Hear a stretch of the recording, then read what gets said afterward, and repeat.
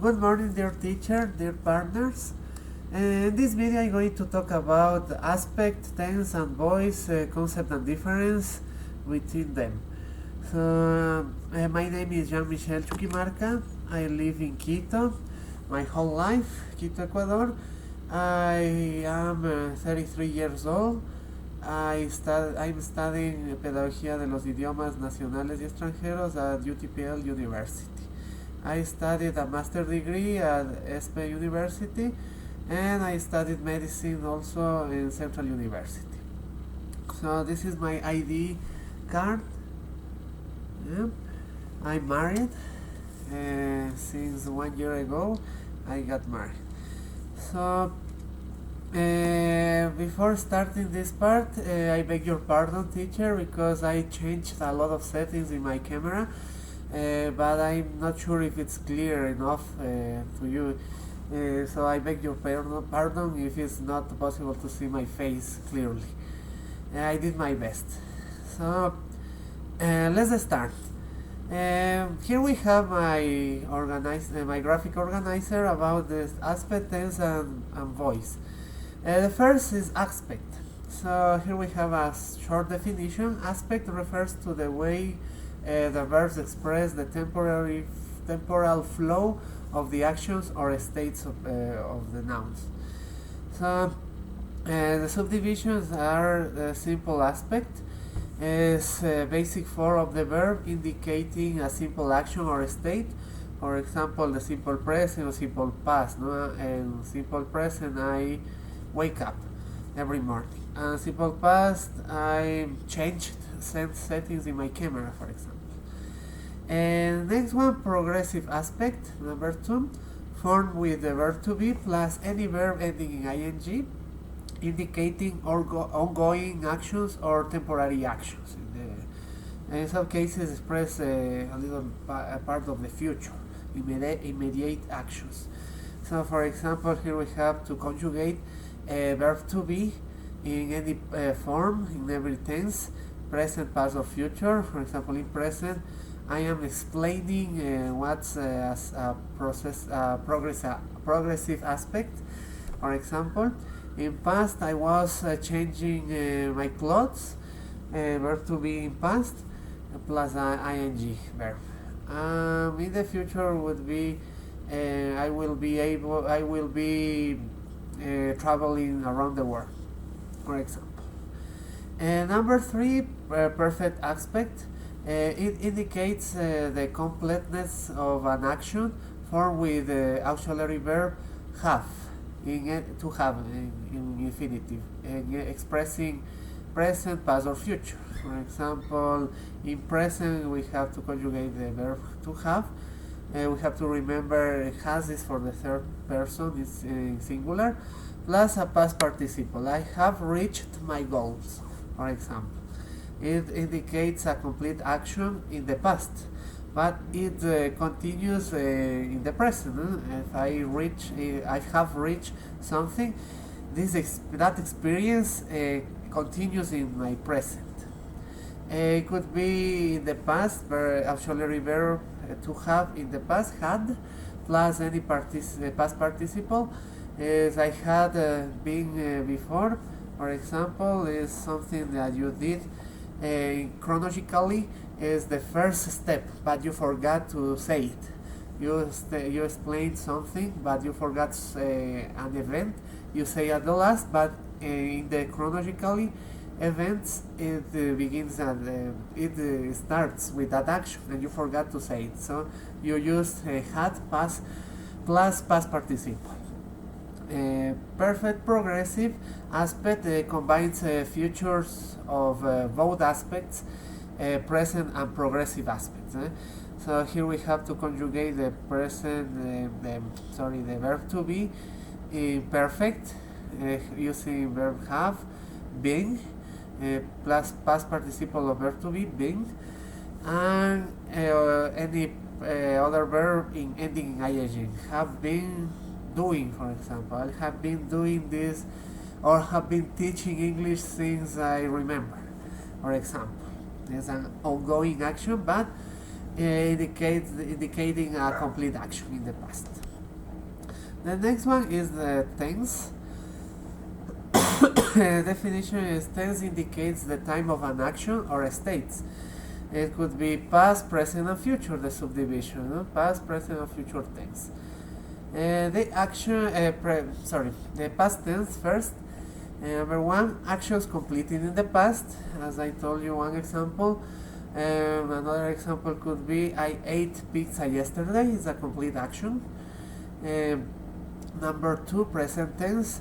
Actions happening now, such as routines, habits, universal truths, schedules. For example, in my daily routine, I wake up at 7 o'clock.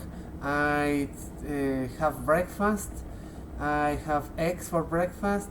I go to my work. I teach English. Yeah? Something like that in my daily routine. I use always the present tense. And the future tense is an action yet not happened. For example, we have in English three ways to express present. One of them is will. I will travel to Europe the next year. Maybe it's a possibility. It's not sure. If I say I am going to travel the next year, is almost certain that information. It's almost 100% sure I'm going to travel the next year. And if I use the tense, the aspects are ongoing, for example, using verb to be plus ing, it expresses something in the future too. I'm going, or I'm coming. Yeah, so it expresses kind of future things too. Next one, voice. The definition is voice deals with the relationship between the subject and the action of the sentence. The subject are the complement to. So here we have subdivisions. The active voice focuses on the person or agent performing the action. For example, the chef prepared a delicious meal, for example. Yeah? Number two, passive voice emphasizes the recipient or the one affected by the action. For example, a delicious meal was prepared by the chef. In active voice, the chef was the noun and delicious meal was the complement. If I switch them, a delicious meal was prepared by the chef, I'm emphasizing the complement in the same sentence. And the middle voice combines aspects of both active and passive voice, where the subject is affected by the action. For example, that dough is rising in the warm oven. Yeah? So remember in the examples, the chef prepared a delicious meal. A delicious meal was prepared by the chef, and the dough is rising in the warm oven. Here we have that the active voice focuses on the person or the thing performing the action, in this case the chef. Passive voice is emphasizing the action or the receiver of the action, in this case delicious meal. And the middle voice implies that the subject is both performing and receiving the action, often suggesting a reflexive or self-involved nature. In this case, the dough is rising on its own, is receiving and performing the action. Yeah? And finally, here we have some reflections about the importance of aspect, tense, and voice in a coherent text production and syntax in discourse. Understanding aspect, tense, and voice is crucial for constructing coherent and meaningful text. Here's why I write 6 aspects. Temporary coherence. Aspect and tense ensure the temporal coherence of a text, allowing writers to convey when actions occurred and how they related to each other chronologically. For example, in aspect and tense, I explained aspect in performing action, in ongoing actions. We have to express if it's the past tense or future, if we need to conjugate this verb to be, plus a verb in ing. Next one, sorry, message clarity. The object of learning any or expressing another language, a foreign language, is to pass the message. So proper use of these elements aids in conveying the intended message accurately. Incorrect tense or aspect can lead to confusion or misrepresentation of events. We have to have the clear idea to pass this message, for example, in a court. If we have to describe any events in a court, a murder, for example, if you don't use the correct tense, you can pass a wrong message, and you maybe will be guilty of some murder, for example, in extreme case. And number 3, expressive precision. Aspect, tense, and voice allows readers to express nuances, emphasizes ongoing actions in aspects, completed events in tense, or the focus of the doer or the receiver of an action in voice.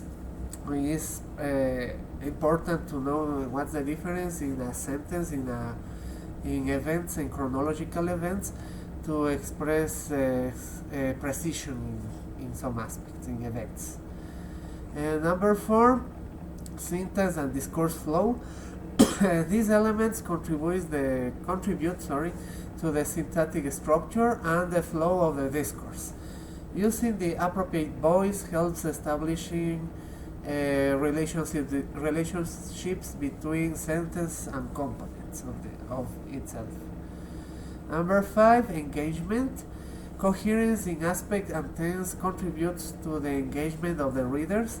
A well-constructed narrative or argument depends on accurate temporal sequencing and focus on relevant elements. Telling a story, for example. And the last one, effective communication. In spoken and written discourse, proper use of these linguistic elements ensures effective communication. This is the main goal to learn a foreign language. Reducing the likelihood of misunderstandings and enhancing overall clarity. So to sum up, an understanding of aspect, tense, and voice is foundational for constructing coherent language. They serve as building blocks in the intricate structure of syntax, providing the necessary temporal and relational framework for effective communication in both reading and spoken forms. Writers and speakers who master these elements can craft texts that are not only grammatically sound but also convey the intended meaning with precision and clarity. So that's all for my presentation. As I told you at the beginning of the video, I'm so sorry if not clear in my camera. I did my best, changing a lot of settings, improving my camera, so I beg your pardon if it's not clear. So thank you so much, and this is my graphic organizing, summarizing the whole information I explained you, and see you in the next video. Bye bye.